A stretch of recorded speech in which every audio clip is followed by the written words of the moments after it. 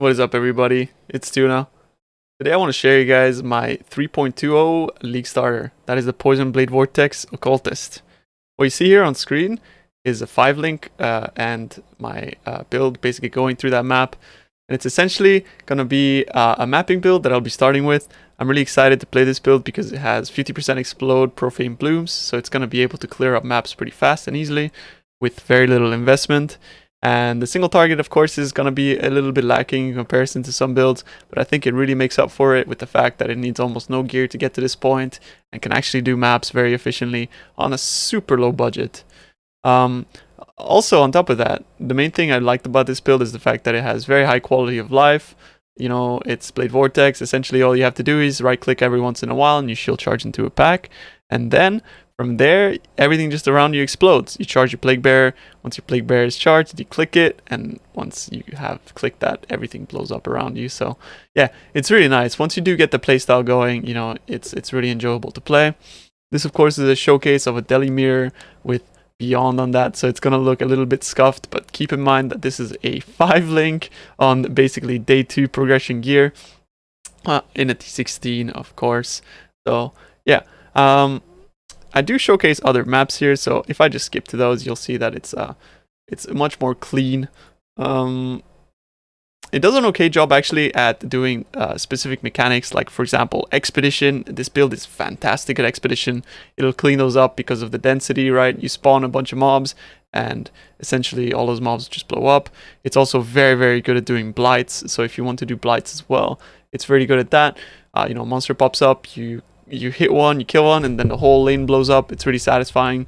It really excels at those two things.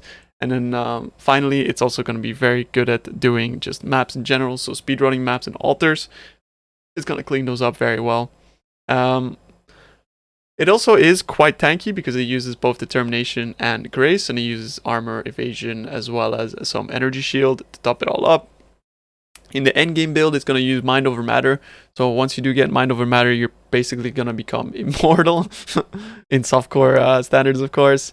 Yeah, the evasion gives you a lot of avoidance, and the armor gives you, of course, Molten Shell, and Molten Shell enables you to absorb a lot of damage that way. And yeah, so it makes the build feel quite sturdy, especially considering it has a lot of chaos resistance too.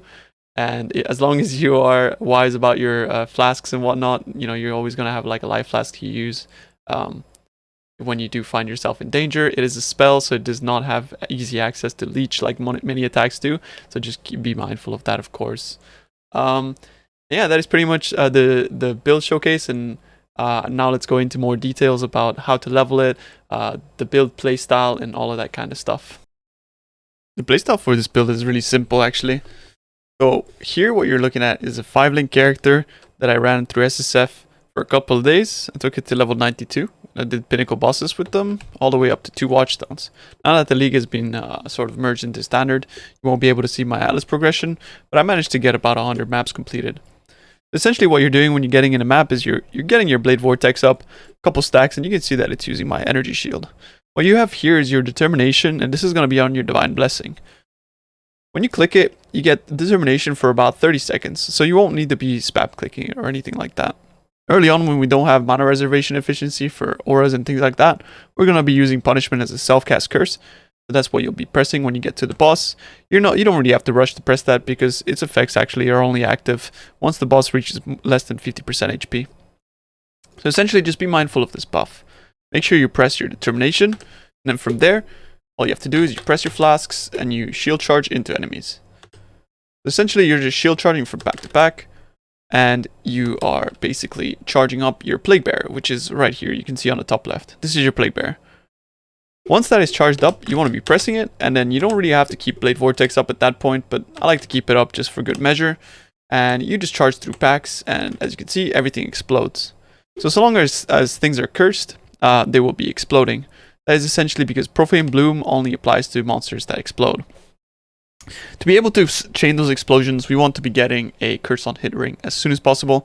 That is a markup submission that I have here, and I have linked Despair into it, as it's, you know, shown in the POB and everything like that. So that way I curse the enemies and the explosion pops off, and what happens is the explosion hits the monster and applies a curse and he blows up and so on and so forth. That creates a sort of chain explosion. So again, we'll be running around and charging our Plague Bearer. Once our Plague Bearer is active, you just make sure that you shield charge through the packs as fast as possible, and you'd be phasing through everything. As you can see, it makes it basically cleans up everything as you're running around. You might have some stragglers here and there. I wouldn't worry too much about them. Another nice thing about this build is that it does pretty well with essences. So when you get on an essence or something like that, you want to drop your Val BV, and then you want to stack your poisons, use your Plague Bearer, and we'll pretty much clean that up pretty quickly. Sometimes you have some pretty harsh arch nemesis monsters. Mind you, this is a very, very early character with not super fleshed out defenses. And one thing that I still got to work on myself is also making sure that I keep my determination up, because my determination is going to give me a big molten shell, which is a big part of our defense, and it's going to help us sort of absorb a lot of the damage. So when you get on a boss, essentially what you want to do is you want to be popping down your double Blade Vortex. You want to get that as soon as possible, because it's going to help you, for example, take on bosses like this. Like, for example, you saw that he was about to slam on the ground, so you want to move away from him. And since I can't be next to him, I still want to have a way to apply damage, and that is through my Blade Vortex. So you drop 2 of those, and it's going to be able to get as many poison stacks on him as possible. And clean him up pretty fast. Especially in a build, in a map like this where there's elemental weakness, and I believe I am not elemental weakness capped. Oh, actually, I am elemental weakness capped. Nice. So yeah, I mean, be able to die pretty easily in some sort of maps if we have, negative max resistances and that kind of stuff. So yeah, be mindful of that, of course, and the modifiers that you choose on your maps. One modifier that we might want to stay away from is cannot regenerate energy shield, life, and mana. That is because if we can't regenerate, then we won't be able to, of course, use our skills. So you definitely want to stay away from that. But that is the only map mod that we can't run actually on this build. Everything else we can run, so long as you have deadly ailments linked to your main, to your Blade Vortex, you are going to be able to run physical reflect maps. If you do not have deadly ailments linked, then you probably do not want to run physical reflect maps. So be mindful of that. And that pretty much sums up the playstyle for this build and what it looks like to run a T16 on very minimal gear. So all I did here on this character was essentially like I found one ROG logbook and I crafted my suppression gear. You see, this is just like life suppression gear. This amulet is kind of embarrassing, but it's mostly just damage over time and resistance and crafted life. Here we have, again, life, suppression. One thing that you want to get as early as possible is, of course, Onslaught on kill. That is because we do not want to use an Onslaught flask, but we do want to have Onslaught. That is going to give us 40%, basically faster shield charges. So we want to get that as fast as possible. Yeah, we want to get Onslaught on kill there. So we have Onslaught while mapping, but it does not affect our single target, so it doesn't really matter all that much if we have it for single target or not. And then we have Rustic Sash here. You're going to be wanting to get a Stygian as soon as possible, but I didn't manage to find one in my run. And again, life and suppression. So that brings my character to 100% chance to suppress and, capture resistances. I could always get basically as much chaos resistance as possible on your gear as well. So yeah, make sure you get that. And another thing to be mindful of is Withering Step. We want to use Withering Step to apply 11 stacks of Wither. I put it on left click just for quality of life purposes, but you might actually want to put it on a different key. It depends on you. But essentially, what that's going to do is it's going to get a target up to 15 Wither stacks pretty fast. That's because of our Ascendancy. We are basically going to be inflicting Withered every second we are near an enemy, and to be able to sort of skip to 10, right? Since this applies 10 Wither stacks, that means that we're going to be instantly skipping to 10 and then counting up from there. So be able to get 15 Wither stacks pretty fast. And Wither is actually one of our hugest multipliers for this build. It gets 5% damage taken increase per stack. So that means that, we're going to be increasing that to 50% on 10 stacks. So that basically is like a huge multiplier. It's basically not a more multiplier, but it's going to essentially give us 40% more damage just by having that. So yeah, what you want to do is you stack your poisons up on a single target. You press your Plague Bearer. you drop your Blade Vortex, and then you click your Withering Step, and he's gonna basically just melt. Make sure you click your determination so that your molten shell actually has high sum there, and click your flasks as well whenever possible, and get those instilled as well as soon as possible. So that is basically the playstyle and how you play this character, and yeah, the mapping showcase. Leveling this build can be quite a challenge. That is because the witch does not get poison concoction at level 12 like other ascendancies. If you have a friend that can give it to you, then by all means you can grab it. But I did not plan the build that way. What you can do is you can start by going out through the spell damage, and this will be enough damage to get you through all the way till trickery here. So we grab the spell damage, and you can also take Firewalker if you have Fire Wand recipes. You can take Lightning Walker if you do Lightning Wand recipes, and I would advise between the two. I would not go for Frostwalker, but that is completely up to you. Then we path out through the life, and we rush to trickery. That is because it's going to give us a little bit of damage and a little bit of stats that we also need. We want to grab Blood Siphon. This is going to give us enough strength to level up our gems. Coordination, and then we go all the way to the poison nodes. This is when you can actually start thinking about swapping to a poison concoction. Level 28 around is when you do the library. You will be rushing the library, so go to the Imperial Gardens and grab poison concoction. Make sure to put that in an offhand, as well as all the other gems that you need, because you want them to level up while you do the act, and then for your gear swap later on. I would advise you swap before Act 5, before doing Kitava, but you can swap as late as, at the beginning of Act 6 is when you should do it. That's when you start falling, your damage starts falling off. For the skill gems here, we are going to be using the pre-library setup. So you can choose between any of these skill gems. I do not advise Spark. You can choose Freezing Pulse. You can go for Rolling Magma. And you link that to Add Lining and Control Destruction.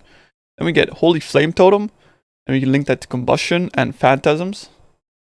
And then we have Herald of Thunder and Skitterbots. On top of that, we also use Flame Wall. So what you want to do, playstyle-wise, is you place your Flame Wall, and then you place your Holy Flame Totem inside of it. And then for extra damage, you throw your Rolling Magma through it, or your Freezing Pulse. Another thing that you can do if you feel like you want to go faster in the axe, you can always replace Control Destruction here or Onslaught. And what you're gonna need to do there is you're gonna need to start as a you're gonna need to do a Scion to begin with to mule the gem, so that you can begin with that gem. One thing to note about this POB is that it has progression built into it. So if you go here at the bottom left, you can see that it has level 1 to 30. And this is going to sort of dictate what you'll be doing from 1 to 30 there. You go 30 to 40. I'm just going to tell you here what to do. The first thing you want to grab is definitely go for here the chance to poison. You're going to want to first go for that and then grab this. Until then, you might want to actually have 2 or 3 life flasks so that you don't run out. But then as soon as you have this, that means that you can pretty much already be good to swap to poison concoction. You have 100% chance of poison. It'll be no problem at all then. And we go 42 to 50. This is when you start getting a little bit of damage. And then here is around about when you're gonna be wanting to respec out of these points as well. So I left it up to you when you do it. But one thing that you can do is you can sort of like keep some of your passive skills, and then start investing like 3 points into here and start regretting all of that stuff. So as soon as you swap to poison concoction, this stuff is not going to be useful at all anymore. You see here, this is when around you do the swap. Another thing to mention is that if you do need stats and resistances, you can always grab these. You can grab them as early as the start of the game, but I do advise that if you do want to grab them after you've pathed to Deep Wisdom. That way you can take them from the right side, so you don't have to regret an extra point there. So that's one regret that you do save. And yeah, that takes you all the way to the pre-BV swap. You can see here all the way to level 81. And the same thing happens here. So you have pre-library. This is your gem setup then. You have post-library. This is your gem setup then as well. And then you have late acts. So this is going into Act 10 and so on. The gems here, so if you do get a 5th link, you can just link... I think the best one to use would probably be Deadly Ailments. We can just check that though. Or Void Manipulation, yeah. Void Manipulation or Deadly Ailments there. So yeah, you could just follow the Maxroll guide as well if you want to look at the detailed gem leveling setups and what Tai advises, of course, I think is the best thing to do. So definitely follow that. But then we go into the early mapping setup. So here in the early mapping setup, we have a similar setup in regards to like the trees and stuff like that. You can see that if you go from here, you have your early Peaconk, and this is about when this other POB leaves off. And then you have early BV. This is when you swap, so you'll be taking away some of the points. You have early mid game, which is pretty much the exact same tree, although some changes here and there. And then you have late game. This is when you actually get to the late game, when you have a Skin of the Lords. And then you also have two different Skin of the Lords that you can choose from. So for example, if you got a Mind Over Matter Skin of the Lords, of course you'd want to be respecing that. If you have a Ghost Dance one, then you'd be respecting all of this. So yeah, that sort of accounts for that. Another thing here is that the skill gems change, of course, as you're progressing. So you can see here that you have your early Peaconk setup, and as I said, your fifth link would be Deadly Elements or Void Manipulation, and then you swap to early BV. This is when you have your BV setup. Your fifth link here would be also Void Manipulation or Deadly Ailments. Then you have the early mid. This is about when you probably want a 6-link by now, so you'd be keeping all of these skill gems in there. And then you have late game with all your awakened gems and things like that. One thing to note as well is that your reservations are going to change as you progress. So your determination is going to be on Divine Blessing early on, but later on your determination is actually going to be your main skill gem, and then we'll swap it to Malevolence. This is when we get enough reservation to be able to do that. And also the fact that we are going to be taking a reservation necklace, in the sense that you're going to be able to get Temporal Chains or Despair for free. So we're going to be able to put that into our Blasphemy, and that's going to enable this setup. But all the way through, we are going to be using a Divine Blessing. That's because we have plenty of energy shield with Eldritch Battery that is granted by either the Devouring Diadem, or early on, we're going to actually be pathing to it. As you can see right here, and that's going to give us plenty of energy shield to be able to sort of to benefit from that. And that is pretty much what the POBs look like and the progression in there. So make sure to always depending on where you are in the progression, to swap here and be mindful of where you are and mindful of your gem setups and all that kind of stuff, because the reservations are going to matter. And alternatively, also be sure to check out the the gear swaps and things like that too. There's a lot of different things that you could do with the gear, but this is sort of like the most what I think is like the best way to be able to cover all your bases. So like early on, you'll be covering your suppression by Elvor. You can always just grab a rare helmet, and grab your suppression elsewhere. But getting that suppression cap to 100% as early as possible is going to feel amazing for your mapping experience. The Leper's Alm is a unique that I chose because it has an incredible amount of energy shield on it. It's going to give us 500 ES. So this is going to put us to 1k. So that's going to basically make it so it doesn't matter what you do. You're always going to be able to have a Divine Blessing up no matter what. So you're not going to have to worry about, getting more energy shield or anything like that at all. And then for the bases, we do use evasion and energy shield bases for the most part, but you can always change them for armor evasion. It's completely up to you. For the amulet, always go for an amber amulet. That is because we do need strength. Strength is needed for determination. We do grab some strength on the tree, but in the case that you might sometimes be a little bit low on that, that is probably because of your amulet. And the rest of the gear is essentially just going to be standard resistance gear, and wherever possible you're going to get a little bit of damage over time. When you do your BV swap, you want to be getting an anoint of Toxic Strikes. This is because we are actually a spell poison build. It's really hard for us to get our poison cap chance. So Toxic Strike is going to be able to enable us to get that poison cap chance. It gives us 15%. And it's going to get us to the point where we have 100% chance to poison. It's because on the tree we actually don't have much chance to poison at all. So we have to grab here. You can see that we have 25%. We do get 20% from this mastery. And then we also get, it's another 25% there. And then with the extra 15% from this, we're capped. So that is how we're going to be capping on our poison chance. One more thing to mention is that you do need evasion on the gloves, the boots, and the helmet to make use of the spell suppression mastery, so make sure you do have those bases there. And yeah, just make sure you have that. Another thing is that the new tree is not yet implemented in Path of Building, so I had to sort of account for that by speccing into 4 points. But essentially, what this is that you're going to have Whispers of Doom behind 3 points. So essentially, what you're going to be taking is the increased reservation efficiency of Blasphemy aura skills. So that's going to put our Blasphemy all the way down. And I accounted it for that here, 20%. So that will make sure that, like, if I then added a Blasphemy, I would know how much mana reservation we have there. So yeah, make sure that when you do update the POB, just remove that from there to not deceive yourself from, you know, thinking that you have more reservation than you do. If you do want to mess around with the POB and things like that. But until we do have the update, unfortunately, we can't be putting that anywhere else.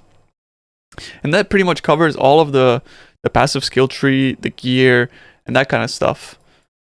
Lastly, I wanted to talk about Maxroll.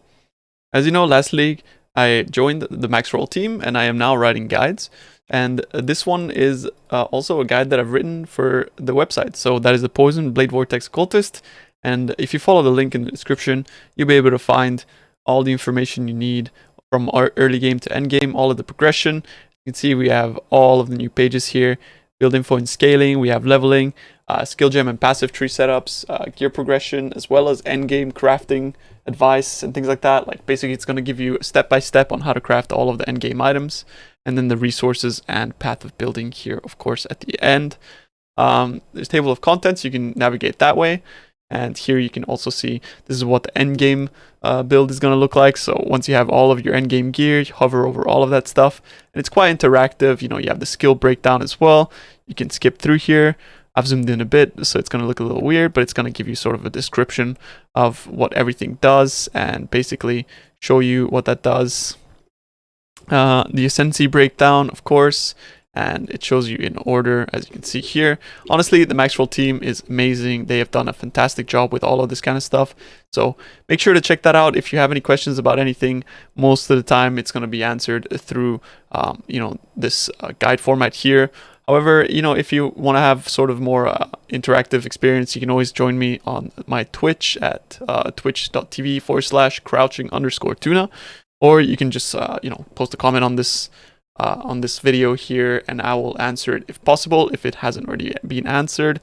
But yeah, otherwise, I'm really looking forward to 3.20, and I hope that this build guide was of help. I am not a fantastic YouTuber, so I don't do that much of a great job at explaining all of this stuff, but I hope that I have covered everything. If I have missed anything, please let me know in the comments. If you want to see sort of improvements or you know, suggestions that you could offer me for future videos, please also put that in the description, in the comments. And I'm also interested to hear, if you're not starting this build, what are you starting? What are you doing in 3.20? You know, maybe what's your Atlas strategy or things like that. Let us know in the comments. I'm looking forward to hearing what you guys are up to, and yeah, I'm just super stoked. I hope that this roguelike is as insane as I think it's gonna be. I really look forward to be, you know, posting my progress and having fun in this league. So yeah, I really look forward to it, and I hope you guys have fun. Love you all. Thank you for watching. I appreciate it. Goodbye.